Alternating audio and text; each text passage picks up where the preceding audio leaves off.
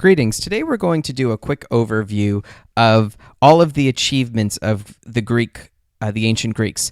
Now, it would be impossible to really talk about everything that the Greeks accomplished and all of the influence that they have over the years, so I'm just going to cover a few things. We're going to start off with the Greek sculptures and their new ideas on sculptures that represented a more real-life human body was both remarkable and inspirational in that other societies copied it long after the fall of Greek. The architecture, of course, still has influences in our own society today.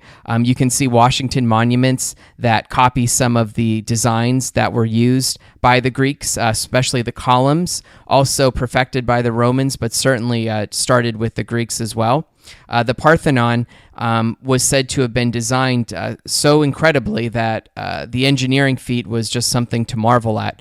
Their writing system, the Greeks are credited with creating probably the most perfect alphabet that was ever created. As a matter of fact, our own alphabet comes from the first two letters of the Greek word, alpha and beta, together as alphabet. Philosophy, they were the inventors of philosophy, which later gave rise to science. Socrates, his student Plato, Plato's student Aristotle, the very first university called the Academy. The whole idea of using reason and observation to come up with conclusions. Science with Euclid and advanced mathematics. The medicine was greatly advanced by the Greeks through their system of observation in medicines, through one of their most famous doctors, Hippocrates. Even to this day, when medical school students graduate, before they become doctors, they take what's known as the Hippocratic Oath. My personal favorite, though it's not mentioned in the book, is the Greeks were the inventors of theater. All of the performances that you guys love so much with television and movies, it all came about because the Greeks created the very first forms of theatrical entertainment.